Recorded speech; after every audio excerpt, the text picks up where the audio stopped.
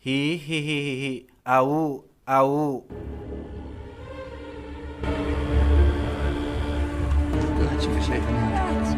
Kisah akan berfokus pada seorang pria bernama Bapak Gabriel Amort atau biasa dipanggil Gabriel, seorang pendeta sekaligus kepala pengusiran setan Vatikan yang saat ini secara tidak resmi dimintai bantuan untuk melakukan pengusiran oleh seorang pastor setempat yang mengaku sudah kewalahan dan tidak tahu lagi harus bagaimana.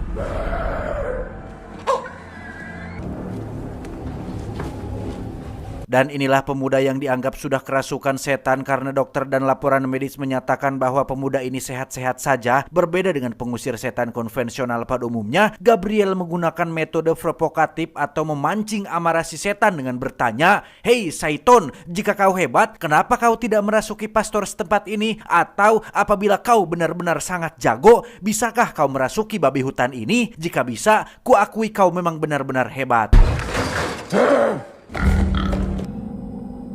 Terprovokasi dengan kata-kata Gabriel, si iblis pun merasuki si babi yang langsung ditembak mati oleh pemiliknya, sehingga si pemuda akhirnya sembuh selamanya dan si iblis kembali ke neraka seiring dengan termakannya dia oleh jebakan sederhana yang dibuat oleh Bapak Gabriel. Sementara itu kita akan dibawa ke Spanyol, lebih tepatnya sebuah keluarga yang terdiri dari ibu, Ami si kakak, dan Henry si adik. Si ibu dan kedua anaknya bermaksud untuk tinggal di sebuah rumah atau semacam bangunan tua yang merupakan warisan dari mendiang sang suami. Yang setibanya di sana, si ibu langsung dipertemukan dengan pendeta setempat bernama Pendeta Thomas Esquibel atau kita panggil saja Thomas, yang kebetulan sedang ikut mendoakan biara tua ini yang katanya dulu bangunan megah ini pernah menjadi biara sebelum akhirnya diwariskan kepada sang suami dan sekarang diwariskan kepada si ibu dan anak-anaknya setelah sang suami meninggal sekitar 1 tahun yang lalu. Sama seperti anak-anak konvensional pada umumnya yang tidak mau mengerti dengan masalah orang tua, kedua anaknya terutama Ami nampak tidak suka berada di sini, tetapi karena sang ibu sudah menjual semuanya untuk perbaikan biara ini dan bermaksud untuk menjualnya kembali untuk memulihkan ekonomi keluarga, Ami pun terpaksa harus bersabar dengan akan tinggal di sini sementara waktu sampai ada pembeli yang mau membeli biara tua ini. Saat Ami sedang sikat gigi di kamar itulah tiba-tiba ada sosok penampakan wajah iblis bertanduk yang setelah dibuka ternyata itu hanyalah Henry adiknya yang sedang iseng, yang karena sang kakak tidak mau diajak bermain, akhirnya Henry pun pergi ke basement untuk mencari hal menarik yang justru dia menemukan sebuah lubang yang entah ada apa di dalamnya.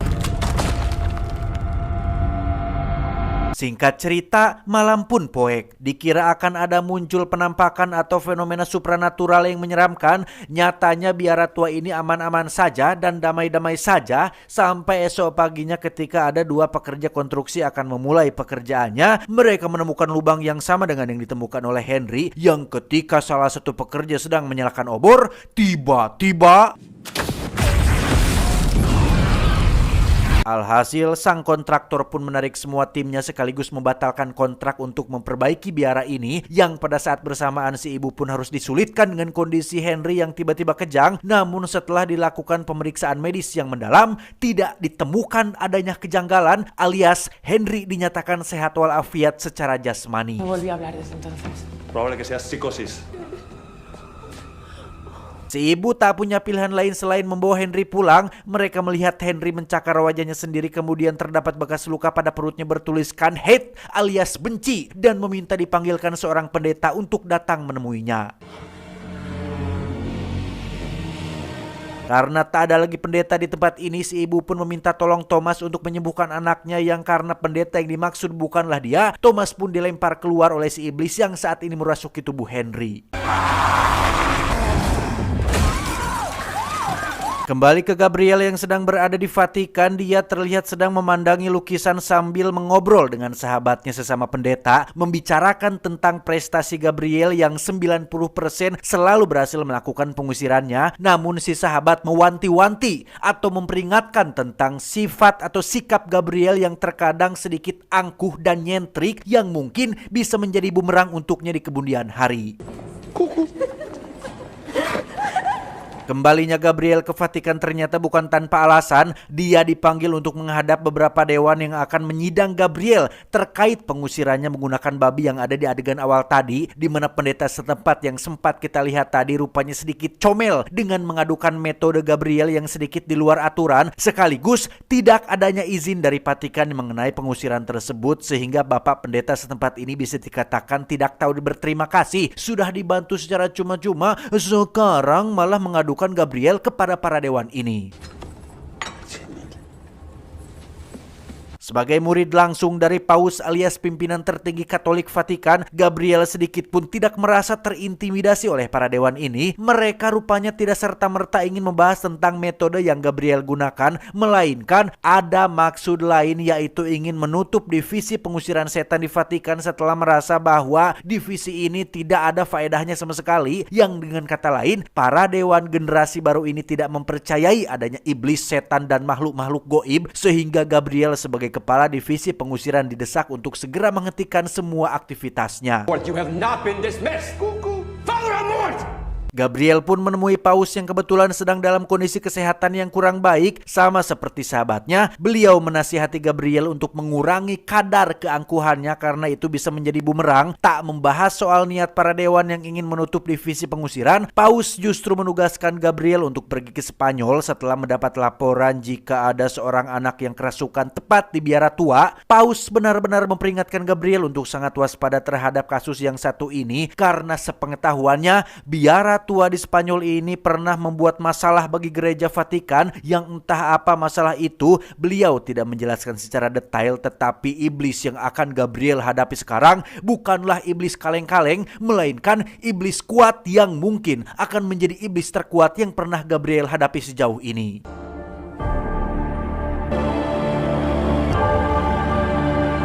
Dengan Vespa Matic-nya, Gabriel terlihat sudah berada di biara tua milik si ibu dan kedua anaknya. Beliau disambut langsung oleh Thomas yang memperkenalkan kepada si ibu dan Ami bahwa Gabriel ini datang khusus dari Vatikan untuk menangani Henry dan percayakan semuanya kepada sang ahli.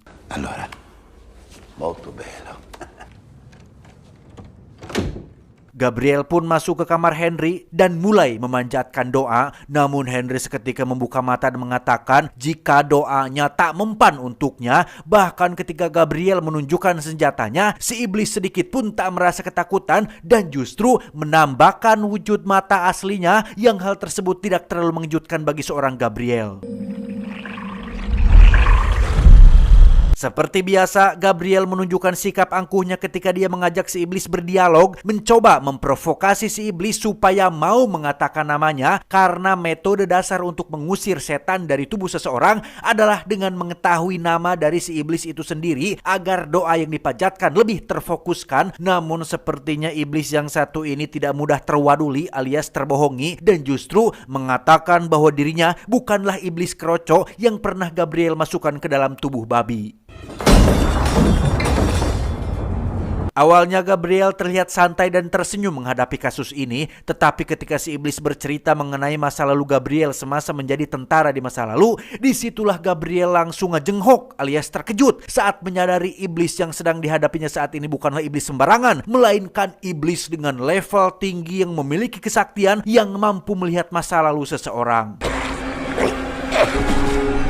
Dan ya, Henry pun utah manuk berem alias memuntahkan seekor burung merah persis dengan burung yang pernah Gabriel temui saat di zona perang dulu, di mana Gabriel rupanya pernah melakukan perbuatan dosa ketika dirinya menjadi pecundang dengan pura-pura mati saat seluruh anggota pasukannya mati oleh musuh. Baru kali ini Gabriel bertemu dengan iblis yang sangat kuat yang bisa mengetahui masa lalu rahasianya, sehingga dia buru-buru menemui ibunya untuk menjelaskan kondisi Henry saat ini sekaligus menanyakan pengalaman Henry yang mungkin pernah trauma, yang ternyata Henry mengalami trauma berat pasca menyaksikan ayahnya tertusuk kayu saat kecelakaan mobil, sehingga bisa disimpulkan jika trauma itulah penyebab si iblis merasuki Henry karena jiwa-jiwa yang rapuh sudah pasti menjadi sasaran empuk syaiton dan dedemit merasuki tubuh dan pikiran seseorang. Tak bisa hanya sendirian melawan iblis sekuat ini, Gabriel pun meminta Thomas untuk membantu. Tapi sebelum itu Thomas diwajib melakukan pengakuan dosa dikarenakan iblis satu ini akan menjadikan dosa-dosanya sebagai umpan atau kelemahan. Yang karena Thomas malu untuk mengatakan dosanya yang sesungguhnya, maka pengakuan dosa itu pun dilakukan ala kadarnya tanpa kita tahu apa dosa yang sudah dilakukan Thomas. Good boy. Tanpa buang waktu lagi, mereka berdua langsung masuk dengan tugas Thomas yang hanya fokus berdoa saja. Yang ketika doa mulai dipanjatkan, seketika semua lampu di kamar pun mati dan tiba-tiba My unworthiness. ya, Gabriel melihat penampakan sosok gadis muda bernama Rosaria, salah satu pasiennya yang sudah lama mati. Dan entah apa hubungannya dia dengan semua ini, Gabriel pun mampu mengendalikan pikirannya dan berhasil tersadar. Yang kini giliran si Thomas lah yang mendapat godaan ketika si iblis akhirnya mengungkapkan dosa-dosa yang dilakukan oleh Thomas, yang ternyata adalah mantan oknum pendeta yang pernah melakukan pelecehan kepada anak-anak gadis jemaatnya. Sehingga mendengar hal itu, Thomas pun langsung bereaksi sangat ekstrim. Setelah ritual pengusiran kedua tak berhasil, Thomas akhirnya jujur kepada Gabriel bahwa dulu dia memang pernah melakukan dosa besar saat melakukan pelecehan kepada jemaatnya sendiri. Namun hal itu terjadi sudah lama sekali dan kini dia sudah benar-benar bertaubat. Saat itulah Gabriel teringat dengan kata-kata Paus tentang biara tua ini yang pernah membuat masalah kepada gereja Vatikan, di mana dia akhirnya sadar jika semua ini bukanlah tentang Henry dan keluarganya, melainkan ada sesuatu yang lebih besar sedang direncanakan oleh iblis satu ini. Gabriel pun menyuruh Thomas untuk jaga kamar Henry, sementara dia buru-buru keluar untuk memeriksa sumur yang ada di halaman biara. Dia berhasil membuka penutupnya dengan cara ditarik Vespa, yang akhirnya nampaklah ada ratusan tengkorak kepala manusia memenuhi sumur tersebut, termasuk gas alami yang memicu sedikit ledakan keluar dari dalam sumur tersebut.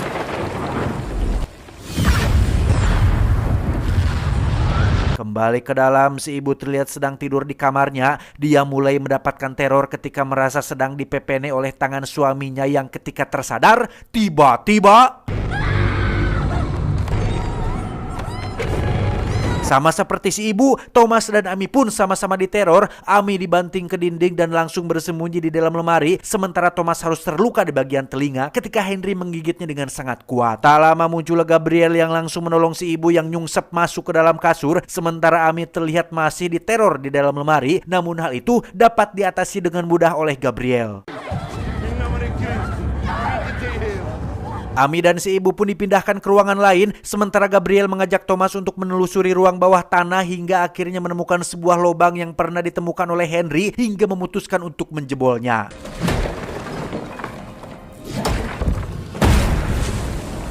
Dan benar saja, ada sebuah ruangan rahasia berisi beberapa jasad manusia yang sudah mengering. Salah satunya terkurung di dalam kerangkeng besi. Nampak seperti tahanan, tapi sebenarnya bukan, karena orang yang di kerangkeng ini adalah sang pelindung terakhir alias pendeta yang sukarela berkorban untuk dirasuki iblis dan membiarkan dirinya mati di sini supaya iblis tidak bisa keluar atau kabur dari tempat ini.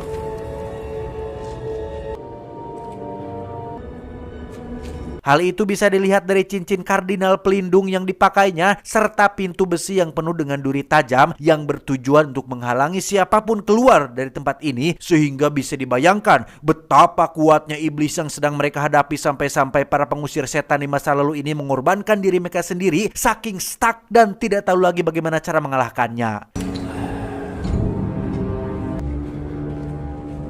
Di saat yang bersamaan di Vatikan, kita akan melihat Paus baru saja dibawakan buku sesuai permintaannya, di mana buku tersebut berisi catatan mengenai masa-masa gelap gereja di masa lalu yang membahas tentang iblis ini. Bahwasannya mereka mengakui sendiri jikalau iblis yang sedang Gabriel dan Thomas hadapi saat ini adalah salah satu iblis terkuat yang sulit dikalahkan. Bahkan para pengusir setan yang jumlahnya banyak di masa lalu saja sampai angkat tangan dan terpaksa mengurung si iblis di tempat tersebut dengan cara mengorbankan diri mereka sendiri. Kembali ke Gabriel dan Thomas yang berhasil menemukan tempat rahasia lain, lebih tepatnya sebuah goa gelap di bawah ruangan bawah tanah, yang di situ Gabriel mendapati ada jasad lain bernama Rahib Deozeda, salah satu pengusir setan terhebat dalam sejarah. Dari catatan yang ditemukan, akhirnya diketahui bahwa pengusiran terhadap iblis ini dilakukan pada tahun 1475 Masehi dan secara tak sengaja segelnya terbuka oleh para pekerja konstruksi yang sedang memperbaiki biara ini, yang mana tujuan utama iblis ini adalah untuk menghancurkan gereja Vatikan dengan cara merasuki salah satu biarawan, yang dalam kasus ini Gabriela target utama yang akan dirasukinya, yang setelah dibaca lebih jauh akhirnya diketahui bahwa nama dari iblis ini adalah Asmodeus, sang raja neraka. Asmodeus. Setelah mengetahui nama si iblis, ritual pengusiran pun mungkin akan jauh lebih mudah, mungkin ya. Namun Gabriel perlu melakukan satu pengakuan dosa yang selama ini tidak pernah diketahui. Akibat dari sifat angkuhnya, Gabriel tidak pernah mengakui satu kesalahan terhadap salah satu pasiennya bernama Rosaria, seorang gadis muda yang meminta pertolongan Gabriel untuk disembuhkan. Namun karena pada saat itu Gabriel terlalu angkuh dan menyatakan bahwa Rosaria hanya mengalami gangguan jiwa alias ODGJ, akhirnya dia pun memutuskan untuk tidak melakukan pengusiran, sampai akhirnya Rosaria pun bunuh diri tepat di hadapan Gabriel. Amen. Setelah tak ada lagi dosa yang ditutup-tutupi, Gabriel dan yang lain pun langsung kembali ke dalam untuk melakukan pengusiran, di mana mereka diminta untuk hanya berdoa saja, sementara Gabriel akan menjadi bintang utamanya.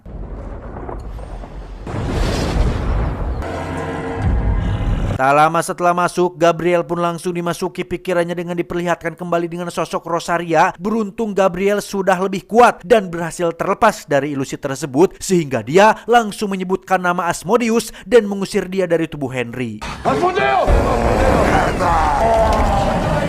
Tiba-tiba Ami pun bersikap aneh, yang ternyata Asmodeus sudah pindah raga, di mana Asmodeus mengerahkan bala pasukannya untuk mencekik Thomas, sementara si ibu harus bertahan dari serangan si Ami yang juga sedang kerasukan. Saat itulah Gabriel didesak untuk mengatakan bahwa dirinya bersedia untuk dirasuki, karena tanpa ada kata bersedia, Asmodeus tidak bisa merasuki tubuhnya begitu saja, sehingga daripada Thomas dan yang lain mati, Gabriel pun bersedia dengan mengatakan kata tersebut, yang membuat tujuan Asmodeus akhirnya tercapai. Gabriel yang masih bisa mengendalikan tubuhnya pun segera menyuruh Thomas dan yang lain pergi dari tempat ini, sementara dirinya mau tidak mau harus mencari cara untuk supaya bisa mati dan mencegah Asmodeus pergi ke Vatikan dan menghancurkan semua gereja yang ada di muka bumi ini.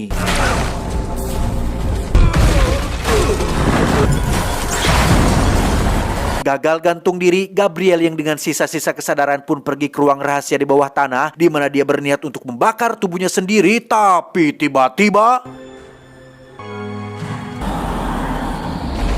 si ibu dan kedua anaknya pun berhasil pergi dari tempat ini. Mereka sudah resmi selamat dari mimpi buruk ini. Tetapi Thomas tak bisa membiarkan Gabriel sendirian, hingga dia nekat menyusul Gabriel yang sekarang sudah dikuasai oleh Asmodeus seutuhnya. Sebagai seseorang yang tidak memiliki pengalaman dalam pengusiran, Thomas pun memanjatkan doa sebisanya sembari mengajak Gabriel untuk kembali pada kesadarannya, yang dengan tekad kuat dan situasi mendesak, Thomas pun secara tak terduga berhasil mengeluarkan Asmodeus dari dalam tubuh Gabriel.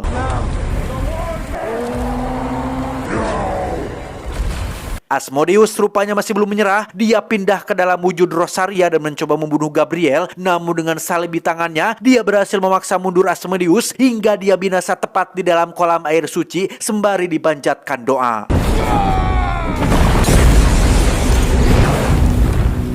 Setelah semua selesai, Thomas pun diajak menemui Paus untuk diperkenalkan bahwa ini loh pemuda yang membantu saya selama tugas. Berkat keberhasilan mereka berdua, akhirnya Vatikan secara resmi membenahi dan membuka divisi pengusiran secara serius, yang mana masih terdapat 199 situs di seluruh dunia yang merupakan tempat keramat yang terdapat iblisnya, sehingga pekerjaan Gabriel belumlah selesai. Namun sekarang setidaknya dia memiliki partner kerja yang cukup kooperatif dan tidak ngeyel, yakni Thomas tidak pakai Selby.